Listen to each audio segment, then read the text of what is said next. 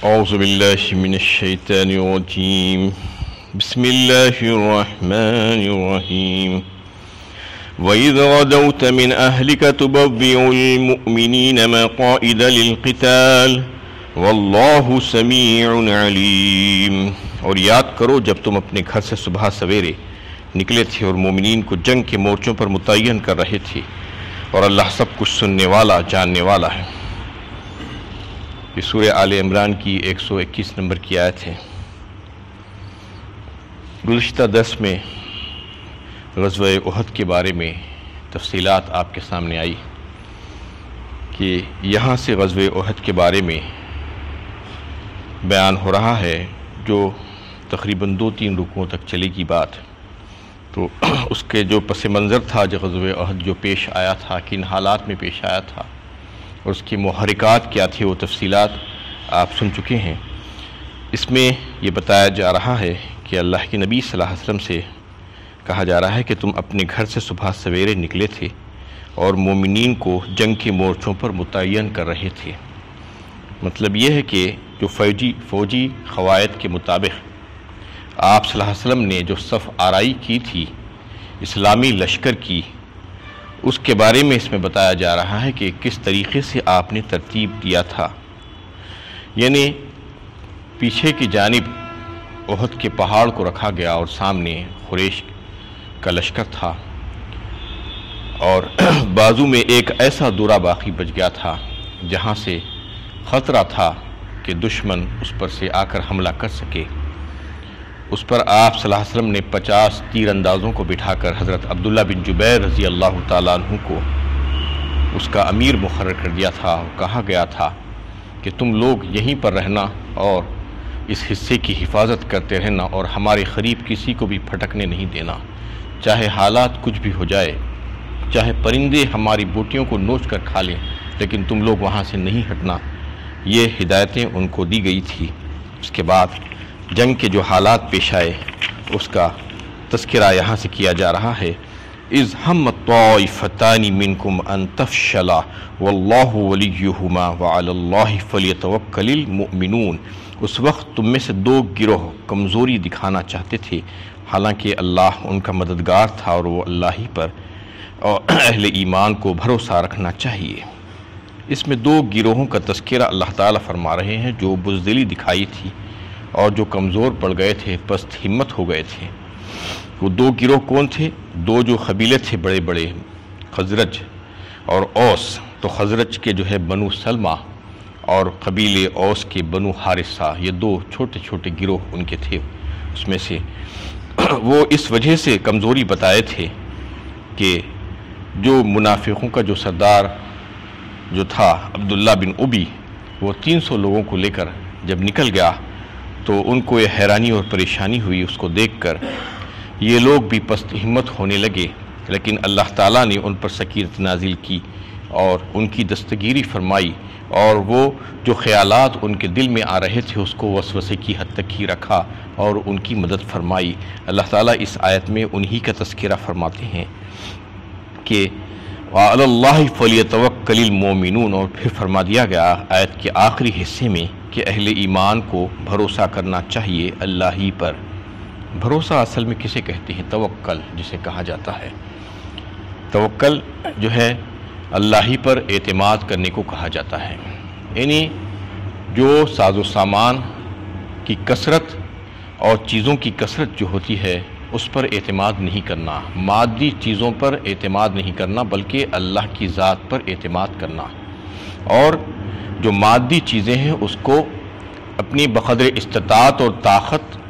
اس کو حاصل کرنا اور اس کو جمعنا، لیکن بھروسہ اللہ کی ذات پر کرنا، یہ اصل توکل ہے۔ توکل کا یہ مطلب نہیں ہے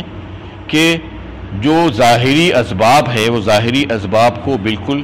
چھوڑ دیں اور ترک کر دیں، اس سے قطع تعلق کر لیں اور اللہ پر بھروسہ کریں، یہ توکل نہیں ہے۔ بلکہ توکل تو یہ ہے کہ جتنے بھی وسائل اور اسباب مہیا ہوں اس کو حاصل کیا جا سکتا ہے، اس کو طاقت کے ذریعے سے اور قوت کے ذریعے سے اپنی قدرت جس میں ہے اس کو حاصل کریں، اور اس کو حاصل کرتے ہوئے جو نتائج ہوں گے اس کو اللہ ہی پر جو ہے بھروسہ کر کے رکھیں، نتائج کو اللہ کی ذات پر جو ہے پورا پورا اس کے سلسلے میں بھروسہ ہونا چاہیے۔ مولانا صاحب بند کر دیں۔ یہ توکل کو جو ہے سمجھایا جا رہا ہے اس میں کہ توکل یہی ہے کہ اللہ کی ذات پر بھروسہ ہونا چاہیے، چاہے سامان کم ہو یا زیادہ ہو، سامان کی زیادتی یا سامان کی کمی جو ہے اس پر بھروسہ اور اعتماد نہیں، بلکہ اللہ کی ذات پر بھروسہ اور اعتماد ہونا چاہیے۔ لیکن اسباب کو چھوڑنا نہیں، اسباب کے دائرے میں رہ کر کام کرنا ہوگا، اور یہی سکھلایا گیا ہے کہ آپ صلی اللہ علیہ وسلم کا جو اسوہ حسنہ ہے، جو اس جنگ میں بھی دیکھنے کو ملا کہ آپ صلی اللہ علیہ وسلم جو ہے جو مسلمانوں کا جو لشکر تھا وہ لشکر کس طریقے سے ترتیب دیے تھے، یعنی مسلمانوں کے لشکر کو آپ صلی اللہ علیہ وسلم نے منظم کیا خود، اور پھر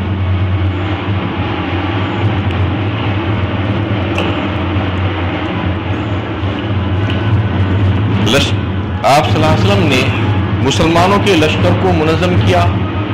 اور اپنی قدرت کے مطابق اس کو جو ہے جتنے بھی وسائل ہو سکتے تھے وہ سارے وسائل مہیا کیے اور اس کو جوڑا، اس کو جمع کیا، اس کو اختیار کیا، اور اختیار کرنے کے بعد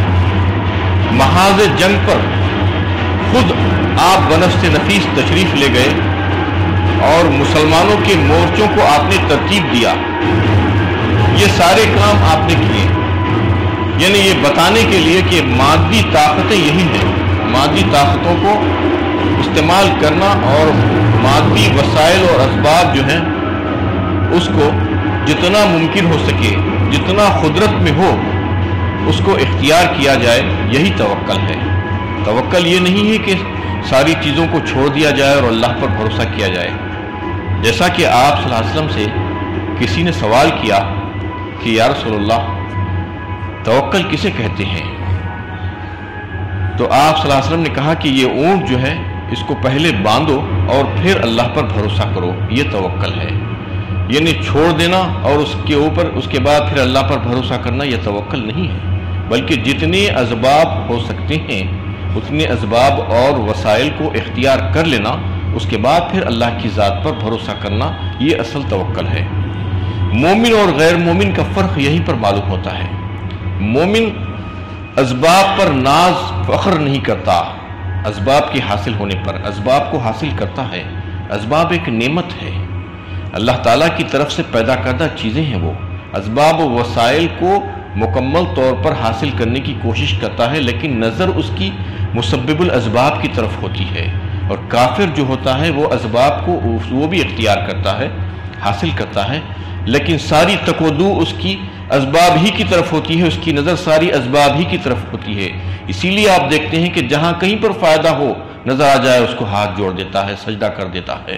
اور یہ سمجھتا ہے کہ بس اسی میں ہے سب کچھ۔ نفع نقصان مسبب الاسباب کی طرف سے ہے، اسباب میں کچھ بھی نہیں ہے۔ تو یہ مومن اور کافر میں فرق ہوتا ہے، اور یہی فرق اسلامی غزوات میں بھی نظر آیا۔ جو اسلامی لشکر تھا وہ اللہ کی ذات پر پورا پورا بھروسہ کیے ہوئے تھا، اور جو کفار تھے وہ جو ہے اللہ کی ذات پر ان کو بھروسہ نہیں تھا، بلکہ اسباب پر ان کو بھروسہ تھا، اور بڑا ناز تھا ان کو کہ ہمارے پاس تو اتنی تعداد ہیں اور اسلحہ ہیں اور دیگر ساز و سامان ہیں۔ یہ اللہ تعالیٰ اس میں بتانا چاہ رہے ہیں۔ وَلَقَدْ نَصَرَكُمُ اللَّهُ بِبَدْرٍ وَأَنْتُمْ أَذِلَّةٌ فَاتَّقُوا اللَّهَ لَعَلَّكُمْ تَشْكُرُونَ۔ اور یہ واقعہ ہے کہ اللہ نے تمہاری مدد بدر میں کی تھی جبکہ تم نہایت کمزور تھے، لہٰذا اللہ سے ڈرتے رہو تاکہ اس کے شکر گزار بنو۔ غزوہ احد کا بیان چل رہا تھا، لیکن بیچ میں غزوہ بدر کی کچھ تفصیلات پیش کیے جا رہے ہیں۔ یہ اس وجہ سے کہ اس سے پہلے کی آیت میں یہ بات اللہ تعالیٰ نے واضح فرمائی تھی کہ کچھ گروہ ایسے تھے جو کمزوری دکھانا چاہتے تھے، لیکن اللہ تعالیٰ نے ان کی دستگیری فرمائی اور ان کی مدد فرمائی، اور پھر سے وہ جو ہے سیدھے راستے پر آ گئے تھے۔ تو اس میں یہ بتانا چاہ رہے ہیں کہ دیکھو غزوہ بدر بھی تو پیش آیا تھا، اس وقت ہم نے تمہاری کیسی مدد کی تھی، جو بالکل قریبی واقعہ تھا۔ سن 2 ہجری میں یہ بات پیش آئی تھی اور یہ رمضان کا مہینہ تھا۔ بدر کے مقام پر مدینے سے چند میل کے فاصلے پر یہ معرکہ پیش آیا تھا، جو ایک پڑاؤ منڈی ہے، جہاں کی خصوصیت یہ تھی کہ وہاں پر پانی کی افراط تھی۔ اس زمانے میں ریگستانی علاقے میں پانی کی افراط ہونا بہت بڑی نعمت سمجھی جاتی تھی، تو وہاں پر دشمن جو ہے آ کر جمع ہوا تھا، اور یہ جنگ جو تھی سب سے پہلی جنگ تھی، حق و باطل کا معرکہ تھا، کفر اور ایمان کے درمیان ایک زبردست معرکہ تھا، فیصلہ ہوا اس کا۔ اس لیے اللہ تعالیٰ نے قرآن میں اس کو یوم الفرقان کہا، فرق کرنے والا دن تھا وہ، یہ کفر اور اسلام کے درمیان فرق کرنے والا دن تھا۔ اس میں جو ہے ایک بظاہر تو یہ معلوم ہو رہا تھا کہ ایک خانگی جو ہے علاقائی ایک جنگ ہے، ایک لڑائی ہے، لیکن تاریخ جو ہے یہ بتاتی ہے کہ ایک زبردست انقلاب آیا اس کے بعد سے، اور تاریخ میں یہ بات واضح ہو گئی کہ یہ حق و باطل کی جو کشمکش ہے اس کا سب سے پہلا معرکہ یہ پیش آیا تھا، اور اس میں جو ہے فیصلہ کر دیا گیا کہ حق پر کون ہے اور باطل پر کون ہے۔ تو اس میں اللہ تعالیٰ یہ بتانا چاہ رہے ہیں کہ تم اس وقت بھی کتنے کمزور تھے، آج تو پھر بھی تمہارے پاس کچھ سامان ہیں اور تمہارا لشکر کچھ ہے، اس وقت تو اتنا بھی نہیں تھا، اس وقت تم کتنے پست تھے اور کمزور تھے، بے سر و سامانی کی حالت میں تھے، اس وقت اللہ تعالیٰ نے تمہاری مدد فرمائی تھی۔ اور پھر اس آیت میں یہی بات جو اس سے پہلے گزر چکی ہے، فاتقوا اللہ لعلکم تشکرون، کہہ کر یہ بتایا گیا کہ تم اللہ سے ڈرو، جیسا کہ اس سے پہلے کہا گیا تھا کہ تقوی اور صبر 2 ایسی چیزیں ہیں جو ایک جو ہے مسلمان کو کفار اور مشرکین اور دشمنان اسلام کی جو سازشیں ہیں، جو مکر اور جو قید ہیں، جو مخالفتیں ہیں، اس سے محفوظ رکھنے کا ایک بہترین ذریعہ بن سکتی ہے، اور دنیا کی کوئی طاقت انسان کو اس وقت تک ہلا نہیں سکتی جب تک کہ وہ تقوی اور صبر پر قائم رہے گا۔ تو اس میں بھی یہی بات اس کی طرف توجہ دلائی گئی ہے، فاتقوا اللہ لعلکم تشکرون، اللہ سے ڈرو تاکہ تم شکر گزار ہو جاؤ، شکر گزاری کا جذبہ تمہارے اندر آ جائے۔ استقولوا للمؤمنین ألن يكفيكم أن يمدكم ربكم ب3,000 من الملائکة منزلین، اس وقت تم مومنوں سے کہہ رہے تھے کیا تمہارے لیے یہ بات کافی نہیں ہے کہ تمہارا رب 3,000 فرشتے اتار کر تمہاری مدد کرے؟ بَلَا إِن تَصْبِرُوا وَتَتَّقُوا وَيَأْتُوكُم مِّن فَوْرِهِمْ هَٰذَا يُمْدِدْكُم رَّبُّكُم ب5,000 من الملائکة مُسَوِّمِينَ، بلا شبہ اگر تم صبر کرو، تقوی اختیار کرو اور وہ تمہارے اوپر دفعتاً حملہ آور ہوئے تو تمہارا رب 5,000 نشان رکھنے والے فرشتوں سے تمہاری مدد کرے گا۔ اس میں جو ہے 3,000 فرشتے اور 5,000 فرشتوں کی مدد کا تذکرہ آ رہا ہے۔ سورہ انفال 9ویں پارے میں اللہ تعالیٰ نے 1,000 فرشتوں کی مدد کا وعدہ کیا تھا۔ اصل میں ساری تفسیر غزوہ بدر کی تو سورہ انفال میں آپ کو آئے گی، 9ویں اور 10ویں پارے میں، تو وہاں پر بڑی تفصیل کے ساتھ اللہ تعالیٰ نے غزوہ بدر کے حالات کو پیش کیا۔ استستغیثون ربکم فاستجاب لکم انی ممدکم ب1000 من الملائکة مردفین، فرمایا وہاں پر جب تم اللہ تعالیٰ سے دعا مانگ رہے تھے تو اللہ تعالیٰ نے تمہاری دعا قبول فرمائی، 1,000 فرشتوں سے تمہاری مدد کرنے کا وعدہ فرمایا جو لگاتار آئیں گے یہ کہہ کر۔ تو وہاں پر 1,000 فرشتوں کا تذکرہ آیا تھا، یہاں پر 3,000 اور 5,000 فرشتوں کا تذکرہ آ رہا ہے۔ ہوا یہ تھا کہ غزوہ بدر کے موقع پر اسلامی لشکر جو تھا اصل میں وہ جنگ کے لیے نہیں نکلے تھے،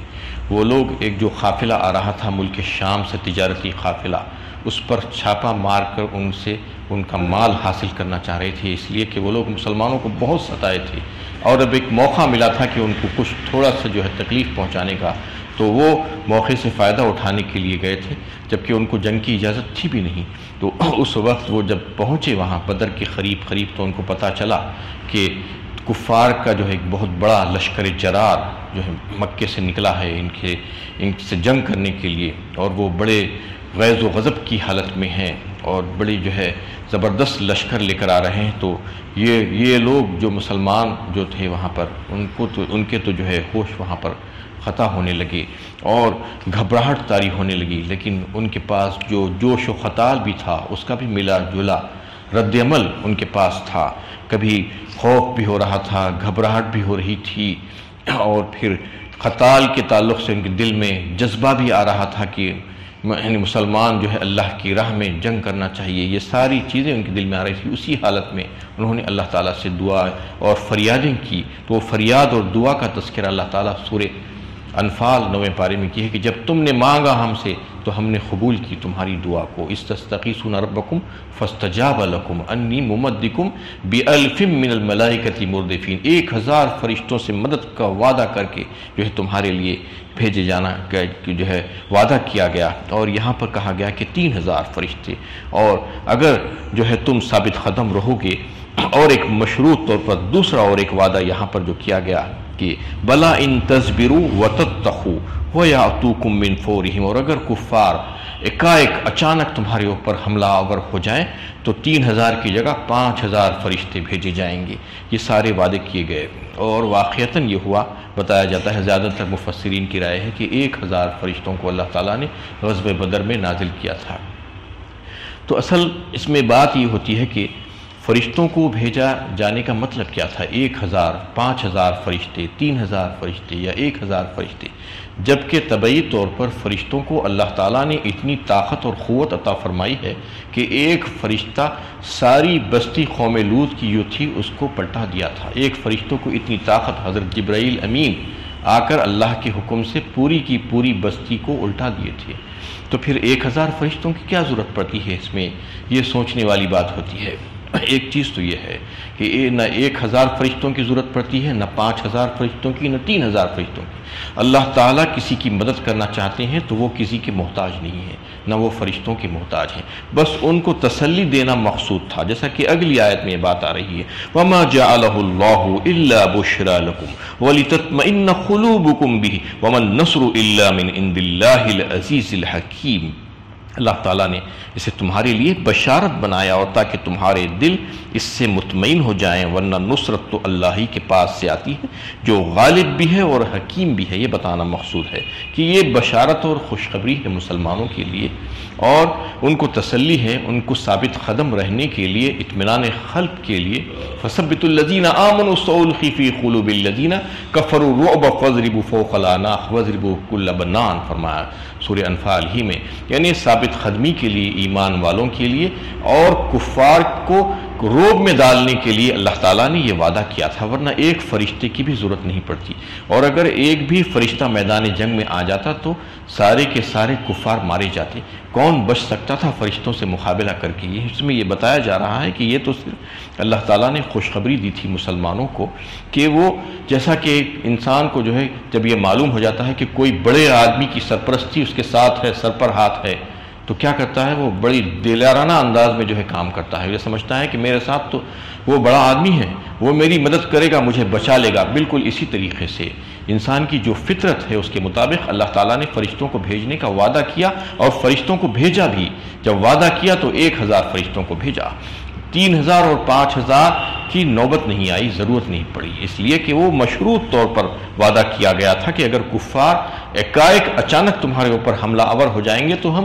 3000 بھیجیں گے، یا 5000 تک اس کو جو ہے اور مزید اضافہ کر دیا جائے گا، لیکن 1000 کو بھیجا گیا۔ اور یہ مفسرین کی زیادہ تر رائے ہے، اور فرشتے آ کر جو ہے بعض ایسے حالات بھی پیش آئے کہ بعض صحابہ کو فرشتے نظر بھی آئے، بعض کو ان کی آوازیں سنائی دی، بعض جو ہے حضرت جبرائیل امین کو جو ہے بعض نے دیکھا۔ یہ مختلف صورتحال اس وقت پیش آئی، صرف اس وجہ سے کہ مسلمانوں کو خوشخبری ہو اور اطمینان قلب ہو، یہ بتانے کے لیے اللہ تعالیٰ اس میں جو ہے یہ بات کو جو ہے واضح کر دیے تھے، ورنہ فرشتوں کو بھیجانا اور فرشتوں سے میدان جنگ کو جو ہے جیتنا، یہ اللہ تعالیٰ کی مشیت اور حکمت نہیں تھی، کیونکہ میدان جنگ میں جو ہے جو لڑایا جاتا ہے وہ انسانوں کے لیے اللہ تعالیٰ نے رکھا ہے، فرشتوں کے لیے نہیں، اس لیے کہ انسانوں کے فضائل اور ان کے رتبے زیادہ ہوں، ان کو شہادت کا مرتبہ ملے، یا اللہ کی راہ میں لڑنے کی وجہ سے ان کا مقام و مرتبہ زیادہ ہو جائے، اس لیے اللہ تعالیٰ ان سے جو ہے جنگ کرواتے ہیں۔ ورنہ فرشتوں سے اگر جنگ کروائی جائے اور میدان جنگ پہ جو ہے ان کو لا کر اتار دیا جائے تو پھر ایک کافر بھی زندہ نہیں بچ سکتا، اور کفر پورے کا پورا ختم ہو جائے گا، نہ حکومت رہے گی نہ سلطنت رہے گی، تو پھر کس سے لڑنے کی ضرورت پڑے گی؟ تو اس میں صرف اور صرف یہ بتانا ہے کہ اللہ تعالیٰ اس خوشخبری کے لیے، اطمینان قلب کے لیے مسلمانوں کے جو ہے فرشتوں کو بھیجنے کا جو وعدہ کیے تھے، یہ اللہ تعالیٰ کی طرف سے ایک مدد تھی، ورنہ نصرت تو اللہ تعالیٰ ہی کے پاس سے آتی ہے جو غالب بھی ہے اور حکیم بھی ہے۔ وآخر دعوانا ان الحمد للہ رب العالمین۔